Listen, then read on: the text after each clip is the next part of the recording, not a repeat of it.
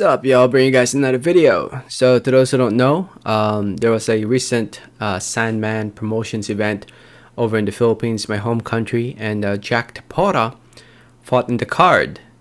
And Jhack Tepora fought against Richard Betos. It was scheduled for 8 rounds, and Tepora ended up winning the fight by knockout in the round number 2.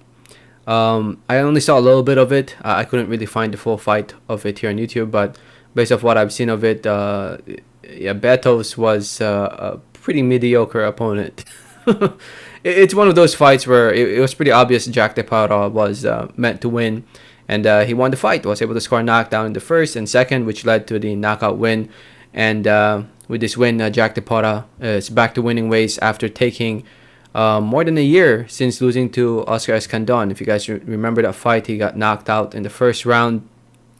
It was a tough loss. It really was a tough loss. Tepora was up in the rankings. You know, he was considered a top contender. I believe he's somewhere in the top 15. And he stepped in there against Oscar Escandon, and Escandon knocked him out in the first round, and it was quite a shocker, at least to me. I honestly did not expect Jhack Tepora to get knocked out the way he did against Escandon.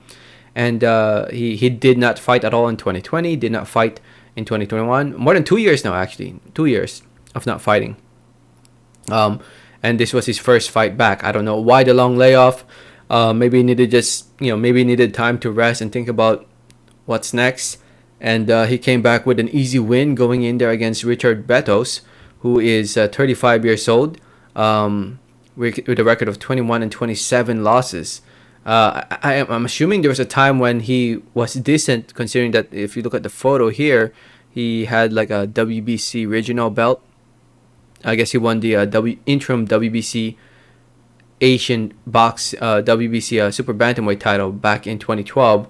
That was 10 years ago. But looking at him now, man, he honestly just...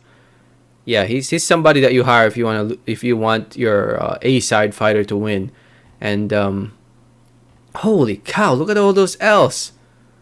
Oh my goodness. Pretty much after 2012, he went on that losing streak. Look at all those losses. Wow, that's a lot of losses. Maybe it's time for Kuya Betos, Kuya Richard. I think it's time to retire, man. Yeah, this is not safe. If you're gonna lose how many fights in a row like this, I don't think it's safe, bro. I don't think so, man. Yeah, it's time to retire, man. It's Kuya Richard Betos. It's time to retire. Time to hang up the gloves. You don't want to get hit to make a living, man. It's not worth it. It really isn't.